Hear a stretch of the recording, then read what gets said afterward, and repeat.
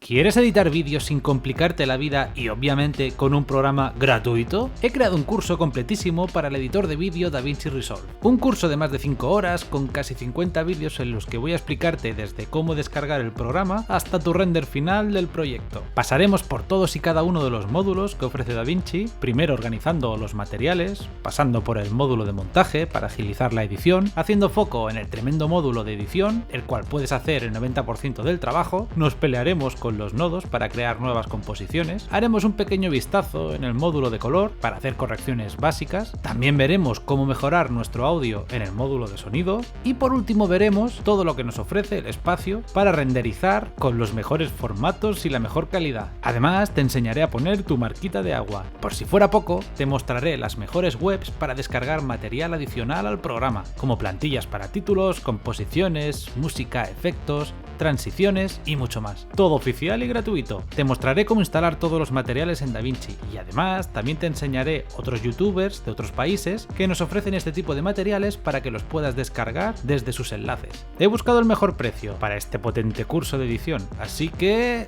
será gratis. ¿Cómo no? Ya sabes que con el profesor Saitama, con que te suscribas al canal ya soy feliz. Yo no soy ningún experto ni estoy certificado, pero lo que te puedo aportar es mi experiencia de 2 años con el programa, usando a diario en mi canal de YouTube y por eso mismo te explicaré lo que sé y lo que utilizo. Este curso está explicado a mi manera, de forma sencilla para que todos podamos hacerlo, independientemente de si eres nuevo en la edición de vídeos o no. Si eres nuevo aprenderás todo lo necesario para poder editar vídeos para redes sociales de forma muy decente, y si ya tienes experiencia, seguro que aprenderás trucos para editar más rápido y con más calidad. Además, si sigues mi canal, sabrás que intento explicar todo al grano, sin alargar innecesariamente las cosas para que no nos hagan pesadas. Así que serán vídeos cortos en los que me centro en los puntos más importantes de cada tema, sin explicar cosas que me imagino que pocas veces usarás. Espero que esto sea de utilidad y os anime a empezar con el tremendo mundillo de la edición de vídeo. Y como no, ¡chao!